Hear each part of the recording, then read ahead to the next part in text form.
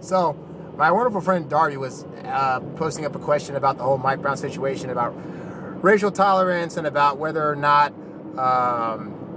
whether or not, basically, she feels as though why is it every time that a black person gets killed that race is involved, and she has mixed race kids, so she's kind of wondering, what she should be telling her kids or why things are this way.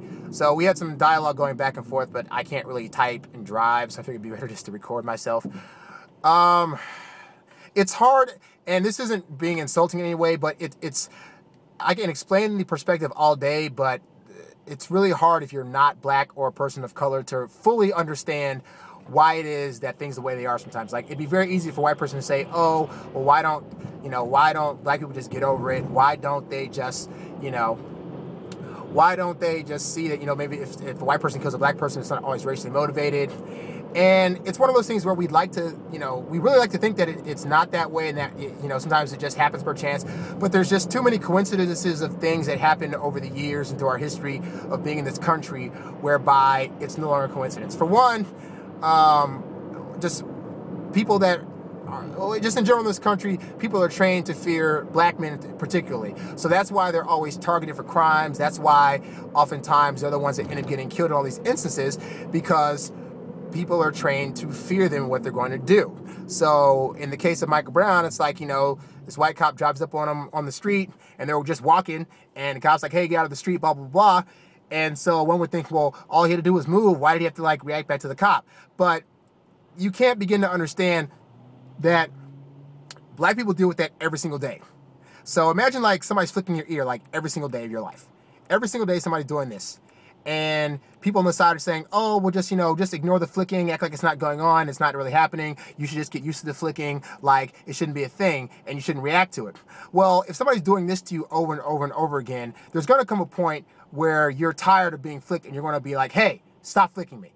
And so, I can imagine in Mike Brown's case, this probably was not the first time that a cop was probably harassing him or stopping him for just being out there doing whatever it is he's doing, whether it was right or wrong. So, the way he reacted, I'm not saying Mike Brown was right in his reaction, but it is somewhat understandable given the fact that he is an 18-year-old black man, and that meant that he probably dealt with a lot of cops messing with him over the years.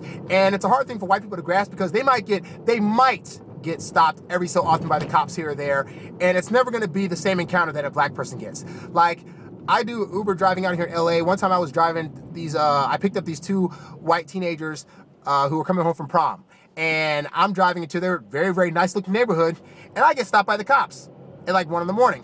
And the cops asking me, oh, so have you ever been around this neighborhood before? Well, what are you doing around here? And then he looked at the two teens in the back of my car, asking them, are they okay, where they're going? And they had to verify, oh yes, this guy is just taking us back to where we live. So I had to have white people verify to a white cop that I was okay driving them, so they wouldn't think I was trying to kidnap them. But that kind of stuff happens every day in black America. So again, it's not a thing where we're trying to bug out, or a thing where we're trying to say oh my God, everything's racially motivated. It's just, there are too many things that coincidentally happen in the black community to where it's not just a coincidence. Oscar Grant is not a coincidence. Trayvon Martin is not a coincidence. The Diallo guy, they got shot 41 times because he pulled out a wallet. It's not a coincidence. It goes from being a coincidence to being a thing that people are just afraid of each other.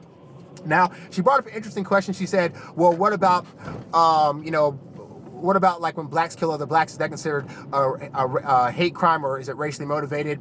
And the answer to that is that in this country, we have been trained for 400 years now to hate each other. And it's not a thing you can just overnight say, okay, you know what, from now on, all blacks, we're going to get along. Because there's too many things that black people hate about other black people. They did it back in the slavery days. You pit old against young, you pit light skin against dark skin, and that's why you have these things where even black people, dark skinned black people and light skinned black people, say, well, the other race thinks they're better because they have a certain type of skin. And it's not about that at all. It's just we are kind of trained to do that. Same thing with age. Oh, they think they're better than me because they're in a better position, or oh, they think they're older, so they're much smarter, or they're just young, they're just troublemakers. black people have been taught to hate themselves in their own race. So unfortunately, what that means is that there's no quick solution to just say, oh, blacks should just get along, which is why you have killings in Chicago, which is why you have, you know, killings in neighborhoods on black crime and stuff like that. Like, it's one of those things that got ingrained in us back in the slavery days. And again, it's a habit. So after 400 years of that, it's hard to just turn that off and say everybody now love each other, because the reality is that's not going to happen. You know, I can be a black person that's in a poor neighborhood, grow up and end up in a nice neighborhood, and then try to go back to my poor community, and all they're going to say is, oh, he thinks he's better than me because he got an education, he got money now, he's trying to show off instead of help us, and all that stuff. So you end up getting screwed about that also, you know? So yeah, so there's that kind of stuff. And then she asked, she has mixed children, and so she was wondering what she should tell them, if she should tell them about the jealous mentality that people have. Honestly, they're probably already facing it, and if not, because depending on how old they are, they might not be facing it yet, but they're going to face it, you know. My brother is also black. He came from black parents, but he's very, very light-skinned. And when we were little, we used to go to church in black neighborhoods. Like, we were in nice neighborhoods, we went to predominantly white schools, but we would go to, like, basically like the ghetto or the hood and go to church because my mom just wanted us to be around black people when we went to church.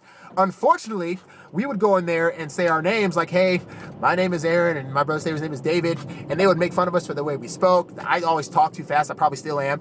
And on top of that, he was very, very light-skinned. So he got teased repeatedly by black people just because he was light-skinned. And he didn't think he was better than anybody else. All of our family's black. But that kind of, like, you know, really had to end up being a sore spot for him, because, you know, you're getting teased by your own race and you didn't ask for it, and you're doing nothing more than trying to be yourself, and your own people don't like you. So if you're mixed, it's even worse, because you're going to have white people that are going to say, oh, well, you think you're better because you're kind of still ghetto, we don't want to deal with you. And you'll have black people that say, oh, well, you must be somewhat white, or you think you're better than me because you're mixed, or you think you have good hair and all that other stuff. So if they're not dealing with it now, they're going to deal with it. The only advice I could give, honestly, is to tell them to just let it, like, run off their backs and learn to continue to treat people good even when they're treating you badly, because I had to do that, and it's not an easy thing to do, but people eventually get over it, and they realize that if you're nice to them, it's like, oh, maybe I shouldn't be such an a-hole because they're being nice to me. Why am I continuing to be a jerk? But they're going to face it. It's nothing you can really prepare them for. You can be a loving mom all day who's trying to be there for her kids and is going to try to teach them lessons to be nice to everybody, and people are still going to hate on them. And as a mother, it's going to suck because you're not going to see your kids face any harm, but it's something that they're going to deal with. And ultimately, life is going to be the best teacher for that. So you can try to prepare them just by saying, you know, if you have any problems, come talk to me about it, talk to your dad about it, or whatever. We'll, you know, be there for you when these things happen. But who's to say? Like, you know, unfortunately, your kids could go outside one day and see a cop, and the cop get the wrong idea about what's going on and bring harm to them. And that's not to try to scare you. It's just, it's to say that it is real. It's a very real possibility.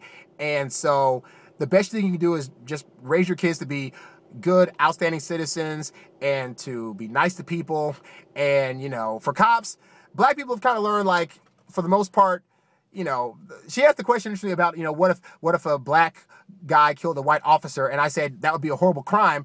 But unfortunately, that doesn't really happen, because for one, most black people are scared enough of cops to where they don't want to actually do anything that's going to incite more violence towards them. So let's say, like, a white cop comes to a black guy and the black guy decides to retaliate by shooting him. Most likely he's not going to do that, because he already knows in his head that if this white cop gets shot, there's going to be like 5 other officers that are going to come to the scene and not try to arrest him, but just try to just shoot him up on the spot because, oh, he killed the officer. So that thought is already out of our head.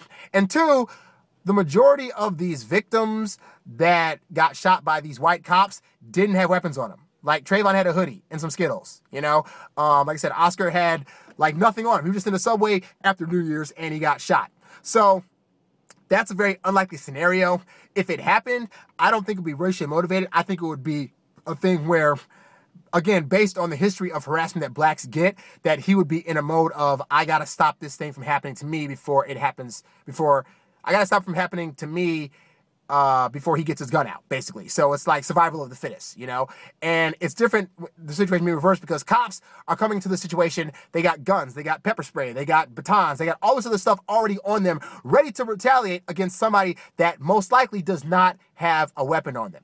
So it's just a very difficult thing, again, to explain at times, or for white people to fully grasp, because being white, unfortunately, and this isn't to say that you don't ever experience any kind of cops that are stopping you or trying to hurt you in any way, shape, or form, but it's nowhere on the level that black people get it. Like, you know, I'm a relatively, you know, modest dude. I'm somewhat nerdy at times. I speak properly. I went to school. I got degrees, and I still get looked at.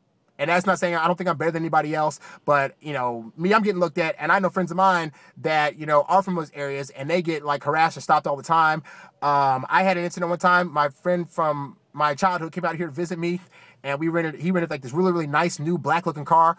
Went to Vegas, picked up a white friend of his, went to clubbing that night, dropped her off the next morning, and then she left her purse in the back of our car, so we had to go back to her neighborhood, drop off the purse. We go out of our neighborhood, make a complete stop, take a left turn, and the cops are buzzing.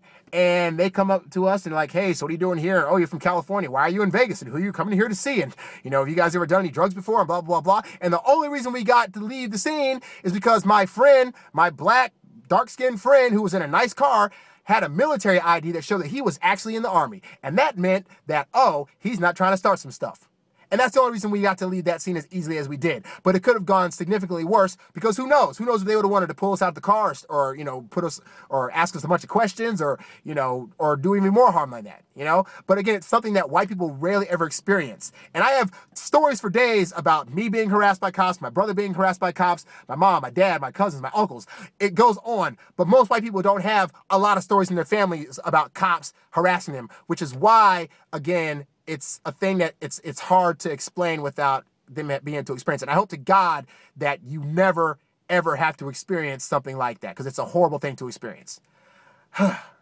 So hopefully this answers some of your questions, at least the questions that my friend had. And for anyone else who's watching this video, I hope you learned something and got something out of it.